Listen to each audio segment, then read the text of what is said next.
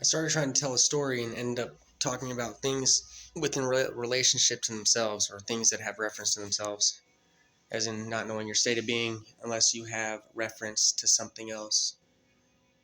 It's usually called empathy. And it's like putting not necessarily, I don't like the idea of putting yourself in somebody else's shoes. And, there's so many people that assume they've already been there and they haven't. I don't think any black man has been in my shoes. It sounds like a complete lie. And like it's clicking inside. You see that? It's like something we should say to ourselves that we don't say enough to ourselves. That somehow has been ingrained inside of our heads through years and years of honestly brainwashing, to assume that some black man actually understands what it is I am talking about. Many do, but the ones that they assume I can put myself in your shoes and I need to tell you something. I've been there before. Like, no, you haven't. You're an idiot and you need to stop saying that to me. I'm not here because I'm on drugs. I'm not here for any other reason. I'm 10,000 times the man you are. I really do believe that. I'm an angel of God and you are nothing to me. And so many of us white people are greater than you black people. Like, you're the most ignorant people with the most wealth I've ever seen in my life. Consistently have money in your pocket. You're well taken care of. And they make excuses for all your stuff and they let you ride on through. And it's a bunch of nonsense. But it's not what I'm here to talk about. At least not right now. I was here to talk about the fact that we've been everywhere. And you're not the subject of my conversation, nor you were the topic. So go ahead and stop listening if you're all pissed off and angry at me, and go away. And for the people that actually like a good story, go ahead and stay. And everybody else, go away. Especially you black man. If you got a problem with it, go away. Because you're stupid. You're ignorant. Alright? He needs to go away. He needs to go away if he's angry. No, people like Belle, anime black people, you're cool, right? Angry, I'm a victim and I'm pissed off, and I'm a man, I want to show out like a boy. Black men, black children need to go away. You're a racist. Go away. You're racist. I'm not. I'm right. You're wrong. And you need to stop trying to make your might over my right, you bully. Sit there and listen like a fucking goddamn petulant child, like you should, but you never learn to do. At least not from a white man. Not from any white man. Can't take it from any white man. These are people that can't take it from any white man. Now, if I was black, he could take it from you all day. He'd be like, amen, Colin. Amen, yeah, I believe all that. Yeah, that's right. Because you're the one to be saying it to me. Have white skin, all of a sudden I'm not the one to be saying it to him. Anyways, I want to tell a story, go away. And people want to listen to it. Is he gone yet? He needs to go away.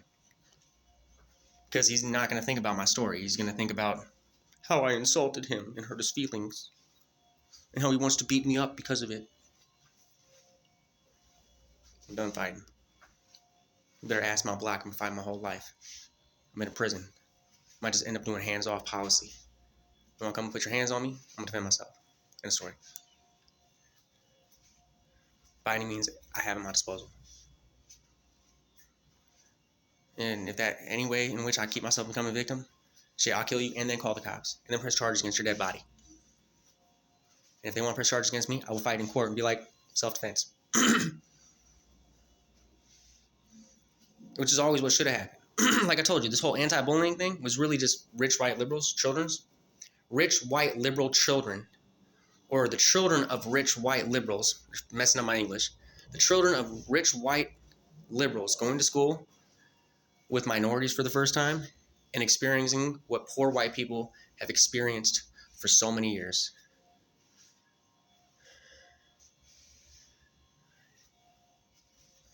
I know I have a few victims. I'm not victimless in this motherfucker.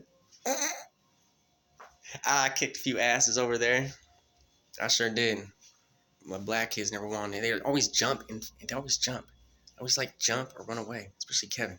You go ahead and see Kevin one-on-one if you want to. Nah, because I have a block. My block went harder. Honestly, I think my block went harder than any other block. Especially, I'm part of that. Like, people be like, oh, you're a white boy. We don't recognize you. A whole bunch of other people don't recognize me. My block don't want to recognize me because people outside of my block don't recognize me because they see a skinny white boy. But I go ahead and let hella shit slide. I play the part. I'm like, oh, yeah, go ahead and teach me something. Right. and then notice how I'm not there no more. I mean, shit, if society wants to be like that, like, I don't have to be around society. If you want to be cookie cutter like that, like, judge me based off whatever prejudice or assumption about me society gave you, I don't have to hang around you. And if you want to disrespect me, I don't really care. If you want to put your hands on me, son, like, it's not gonna happen. There ain't no way. And you want to silence me? I'm definitely ending you. You ain't gonna silence me. You ain't gonna keep me from saying what I want to say and how I want to say it. Like, you don't like to be talked to some type of way? I suggest you get the hell around, get away from me, and don't roll your dice around me, because I'm not fucking bluffing. You don't control what I say or how I say it. And if you try, I'm gonna end you. This is America. Black man, your privilege to do that has been enforced by society and all your whole race since I was a boy. I'm tired of getting bullied like that. And the people on my block stopped doing that to me years ago.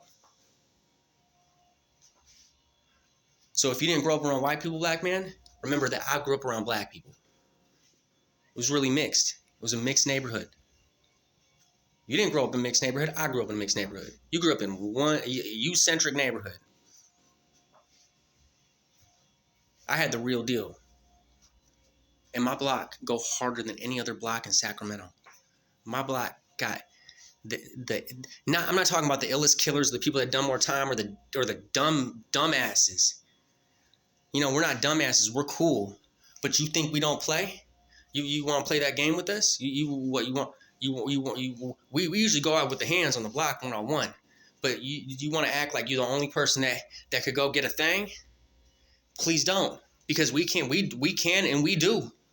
You messing with the wrong people. 3200 block, Oriole Way, Sacramento, Rio Linda, North Highlands, Antelope, U Street, between U Street and Walmart.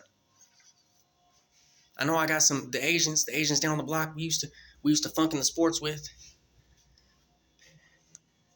The Laotians, I call them the Laotians. They mean among. They're from all over the place. I don't know, real country, or they're just a bunch of tribes. They're really just a bunch of tribes. I finally found out where they're from. The CIA. The CIA moved them over here from the Secret War. I guess it was a choice between us or the commies, and the commies didn't like none of the stuff they was doing. You know, communists don't like religion, they don't like drugs.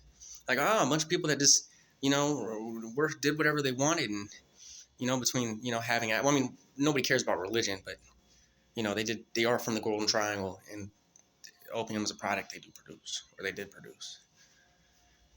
And communists really, really, really don't like that, because of something called the Opium Wars.